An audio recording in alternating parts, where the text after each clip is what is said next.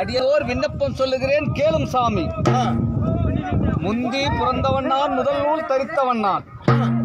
ஆனை ஏறி பூமாலை சூடிய ஹரிச்சந்திர மகாராஜனை அடிமை கொண்டவன் நான். சாமி ஓராம் பிறப்பிலே உலகம் பிறந்தது, உமையால் பிறந்தார். இரண்டாம் பிறப்பிலே ஈஸ்வரன் பிறந்தார். மூன்றாம் பிறப்பிலே மகாவிஷ்ணு பிறந்தார். நான்காம் பிறப்பிலே நான்முகன் பிறந்தார். ஐந்தாம் பிறப்பிலே தேவர்கள் பிறந்தார்கள். ஆறாம் பிறப்பிலே ஜீவ ஆத்மாக்கள் பிறந்தது. ஏழாம் பிறப்பிலே மானிடர் பிறந்தார். அப்பொழுது இந்த பரந்த உலகத்திலே ஓடக்கூடிய ஜீவனோ 9,000 கோடி, நடக்கக்கூடிய ஜீவனோ 40,000 கோடி, பறக்கக்கூடிய ஜீவனோ 10,000 கோடி. அப்பொழுது இந்த பூமியை சுமக்கக்கூடிய பூமாதேவிக்கு பாரம் தாங்க முடியாமல் அகில உலகத்தை சுமக்கக்கூடிய ஆதிசேஷனிடம் சென்று முறையிட்டு எழுதது.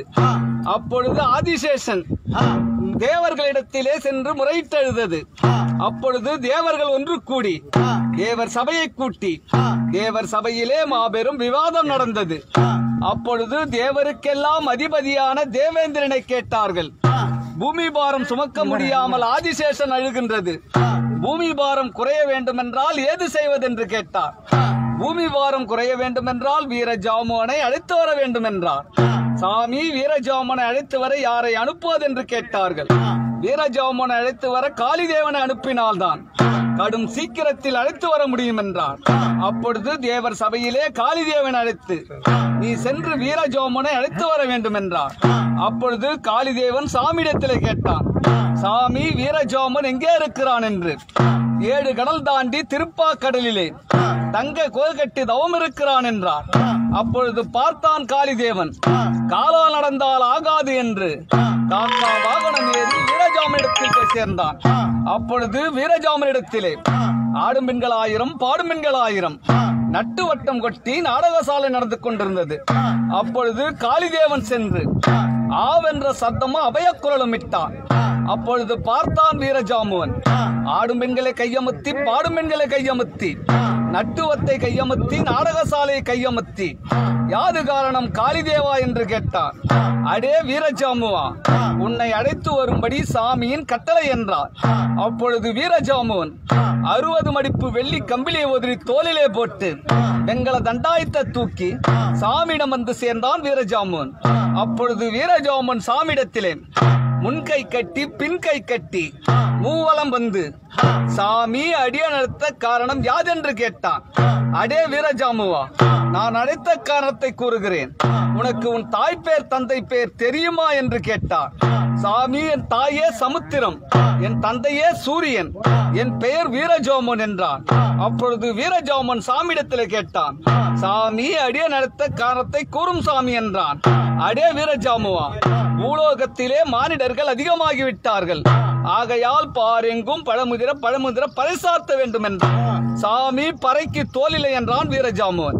அடே வீரஜாமுவா, பறைக்கு தோலில்லை என்றால் ஊருக்கு மேற்கே கள்ளிக்காடு, கள்ளிக்காட்டிலே ஒரு கன்னி புத்து, அந்த கன்னி புத்துக்குள் ஒரு கருநாகம், அந்த கருநாகத்தை பிடித்து அந்த தோலை உரித்து மூடுடா பறை என்னார். சாமி கருநாகத்தை பிடித்து தோலை உரித்து பறை மூடினால் அத்த நட்சத்திரங்கள் இத்து விடும் என்றான். அப்படியானால் ஊருக்கு வடக்கே கருவேலங்காடு, கருவேலங்காட்டில் ஒரு கரும்பட்சி, கரும்பட்சி வழித்தில் தோன்றியது ஒரு காராம்பசு, அந்த காராம்பசுவை பிடித்து கண்ணை கட்டி கழுத்தறுத்து கணுங்கால் தோல் எடுத்து மூடுடாப்பறை என்னார். சாமி காராம்பசுடைய கணுங்கால் தோலானது முடமும் இல்லை ஜானும் இல்லை, முன்னுக்கும் எட்டாது பின்னுக்கும் எட்டாது சாமி என்றான். அப்படியானால் முதுகு தோல் அறுத்து 32 வார் பிடித்து மூடுடாப்பறை என்னார். அப்படியே செய்துவிட்டேன் சாமி என்றான். அப்பொழுது வீரஜாமுவன் சாமியிடத்திலே கேட்டான். சாமி காராம்பசுடைய கோமியத்தை ஏது செய்வன் என்று கேட்டான். காராம்பசுடைய கோமியத்தை தீட்டுப்பட்ட வீட்டிலே தெளித்தால் அசுத்தம் அப்பொழுதே நீங்கிவிடும் என்றார். சாமி காராம்பசுடைய சாணத்தை ஏது செய்வன் என்று கேட்டான். காராம்பசுடைய சாணத்தை விரட்டியாக தட்டி வெயிலிலே உணர்த்தி அக்கினில் எரியவிட்டால் நெற்றியிலிடும் திருநீராகும் என்றார். சாமி காராம்பசுடைய கொம்பு குழம்பானது ஏதுக்காக கேட்டான். காராம்பசுடைய கொம்பு குழம்பானது வாழுகின்ற பெண்களுக்கு சீப்பாகும் சிமிழாகும் குங்க பரணியாகும் என்றார். சாமி காராம்பசுடைய வாலிடம் தோலானது ஏதுக்காக கேட்டான். காராம்பசுடைய காராமசுடைய வாலிடந்தோலானது ஆளு அரசர் முதல் கட்டி காக்கும் தெய்வம் வரை வீசும் வெஞ்சாமரமாகும் என்று சாமி காராமசுடைய மாமிசத்தை ஏது செய்வன் என்று கேட்டான். காராமசுடைய மாமிசத்தை 7 பாகமாக போட்டுவிடு என்றார். சாமி 7 பாகம் யாராருக்கு என்று கேட்டான். உமாதேவி கொன்னு, ஆகாயவாணி கொன்னு, இந்திரனுக்கு கொன்னு, சந்திரனுக்கு கொன்னு, காளிதேவனுக்கு கொன்னு, காத்தவராயனுக்கு கொன்னு, எனக்கு ஒரு பாகம் என்றார். அப்படியே செய்துவிட்டேன் சாமி என்றான். அப்படியானால் பாரெங்கும் பழமுதிர பழமுதிர சாத்திவா பறை என்னார். சாமி பறைக்கு கணிப்பில்லை என்றான் வீரஜாமுவன். அடே வீரஜாமுவா, பறைக்கு கணிப்பில்லை என்றால் காட்டில் இருக்கும் வேங்க மரத்தை வெட்டி சீவி செதுக்கி செப்பனங்குத்தி சாத்திவா பறை என்னார். சாமி காட்டில் இருக்கும் வேங்க மரத்தை 3 துண்டாக போட்டு விட்டேன். அதனுடைய அடித்துண்டு ஏதுக்காக கேட்டான். அடித்துண்டு பீமன் கதாயமாகும் என்றார். மொனத்துண்டு ஏதுக்காக கேட்டான். அர்ஜுனன் பேடிக்கு வில்லாகும் என்றார். அப்படியானால் நடுத்துண்டை எடுத்து சீவி செதுக்கி செப்பனங்குத்தி சாத்திவா பறை என்னார். அப்பொழுது வீரஜாமுவன் வெங்கல தமுக்கெடுத்து தோளிலே மாட்டி வெள்ளையானை மீதேறி பார் எங்கும் பழமுதிர பழமுதிரென சாத்தி வராம் பறைய.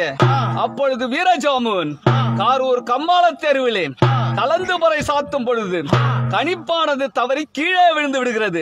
அப்பொழுது பார்த்தான் வீரஜாமுவன் அந்த காரூர் கம்மாள தெருவிலே காரூர் கம்மாள பெண்ணோ தண்ணி குடம் எடுத்து குளகரைக்கு போறா.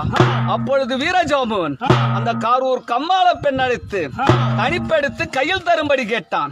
அப்பொழுது அந்த காரூர் கம்மாள பெண்ணோ கணிப்பை வலது காலால் எடுத்து இடது கையால் கொடுத்தாள். அப்பொழுது வீரஜாமுவனுக்கு மீசை துடித்தது, மின்கோபம் வந்தது, கண்கள் சிவந்தது, காந்தாளம் பிறந்தது. 5 கல கல்லையும் 60 புட்டி சாராயத்தையும் ஒரே வழியாக குடித்து விட்டு ஓங்கி அடிச்சான் ஒரு பர. 7 கடலும் ஒரு கடல் ஆச்சு. ஓங்கி அடிச்சான் 2வது பர. பொன்னும் பொருளும் பொடி பொடியா போச்சு. ஓங்கி அடிச்சான் 3வது பர. தேவலோகமே கிடுகிடுத்து போச்சு. அப்பொழுது வீரஜாமுவன் காய் உதிர கனி உதிர 6 மாசத்து பிண்ட அலறி என்று சாத்தி வராம் பறைய. சாமியாகப்பட்டவர் பார்த்தார். அடே வீரஜாமுவா, பழமுதிர பழமுதிர சாத்திவா பறை என்றால் காய் உதிர கனி உதிர ஏன் சாத்துகிற என்று கேட்டார். சாமி அடியேனுக்கு பிழைப்பில்லை என்றான் வீரஜாமுவன்.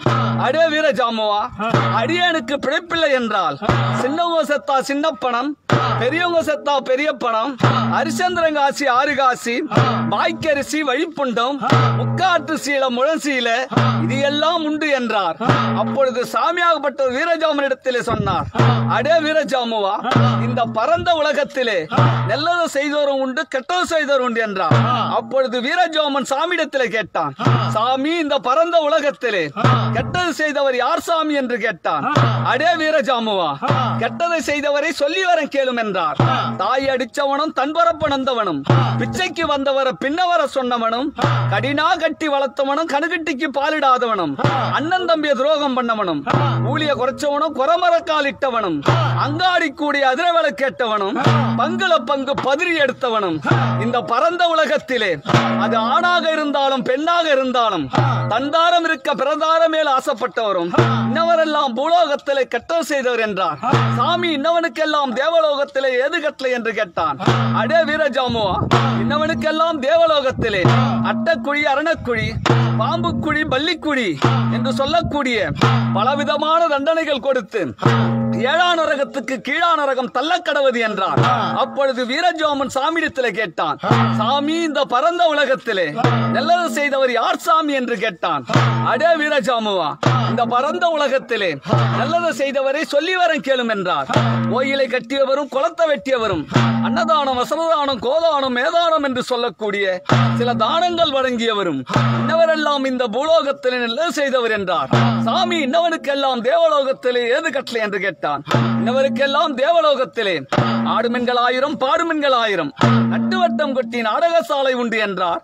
அப்பொழுது தோட்டி வந்தா இழவு சொல்ல, தோட்டிசி வந்தா செலவு செய்ய, காலியே கதுவத்தரு, ஹரிச்சந்திரா வழிவிடு, திரும்பி அனுப்பா சுடுக்க.